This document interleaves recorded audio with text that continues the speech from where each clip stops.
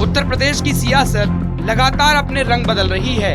कभी मुलायम सिंह यादव के परिवार की सरपरस्ती में चलने वाली यूपी की सियासत अब भगवामय हो चुकी है। इसी का कारण है कि लोकसभा के उपचुनाव में समाजवादी पार्टी को रामपुर और आजमगढ़ दोनों सीटों से हाथ धोना पड़ा।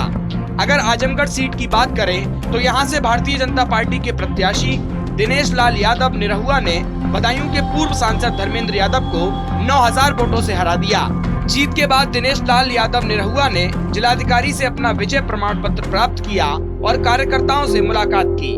लेकिन अब सबसे बड़ा सवाल यही उठ रहा है कि लोकसभा के इस उपचुनाव में आजमगढ़ की साइकिल कैसे पंचर हो गई और कमल कैसे खिल गया। 2022 में आजमगढ़ और रामपुर से भारतीय जनता पार्टी का जीतना किसी बड़ी उपलब्धि से कम नहीं है, क्योंकि आजमगढ़ को यादव परिवार का गढ़ माना जाता है।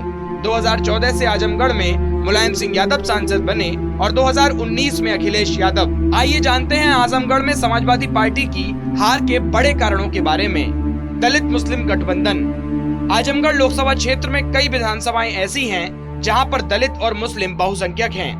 यहां पर दलितों और मुस्लिमों का वोट किसी भी पार्टी को जिताने या हराने के लिए काफी है। आमतौर पर यहाँ का यादव वोटर हमेशा ही समाजवादी पार्टी के साथ गया, लेकिन चुनाव हारने के बाद भी निरहुआ लगातार क्षेत्र में घूमते रहे, लोगों की समस्याओं को सुनते रहे। इसीलिए यहाँ के लोगों ने पुरानी लीग से हटकर भारतीय जनता पार्टी के पक्ष में वोट किया। अखिलेश और आजम की लड़ाई। समाजवादी पार्टी के दो कद्दावर नेताओं आजम खान और अखिलेश यादव के बीच के विवाद सामने आने लगे थे। आजम खान के समर्थक लगातार समाजवादी पार्टी पर निशाना साध रहे थे कि आजम खान के खिलाफ समाजवादी पार्टी काम कर रही है और पार्टी में मुस्लिमों को तवज्जो नहीं दी जा रही। इसीलिए पार्टी से नाराज होकर यहाँ पर मुस्लिम वोटर्स ने गुड्डू जमाली के इस पक्ष में वोट किया। अखिलेश का आजमगढ़ ना आना। प्रदेश के किसी भी क्षेत्र में जब चुनाव होता है तो अखिलेश यादव हमेशा ही अपने प्रत्याशियों को जिताने के लिए वहां जनसभा करने पहुंचते हैं।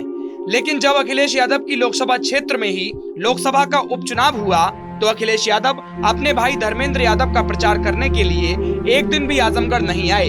इसी के चलते स्थानीय लोग काफी नाराज दिखाई दिए। स्थानीय लोगों का कहना है कि जिसको आजमगढ़ के लोगों ने चुनकर भेजा, उसने एक बार भी आजमगढ़ के लोगों से मिलने की हिम्मत नहीं की। वहीं अखिलेश यादव के सहयोगी ओम प्रकाश राजभर ने भी इस उपचुनाव में मिली हार को लेकर अखिलेश यादव पर निशाना साधा। उन्होंने कहा, विधानसभा चुनाव की तरह अखिलेश यादव ने उपचुनाव में भी नामांकन के अंतिम दिन प्रत्याशी दिए। प्रत्याशियों के प्रचार के लिए एसी कमरों से बाहर ही नहीं निकले। अखिलेश यादव को आगे की राजनीति के लिए भाजपा की तरह घर से निकलकर पार्टी संगठन को मजबूत करना होगा। यदि वे निकले होते तो आजमगढ़ में इतने कम मतों से हार नहीं देखने को मिलती। उन्होंने ये भी कहा कि वे अपनी पार्टी के 324 लोगों के साथ लगातार आजमगढ़ में जमे रहे। यदि उन्होंने 12 दिन समय नहीं दिया होता तो आजमगढ़ में लाखों वोटों से हार होती।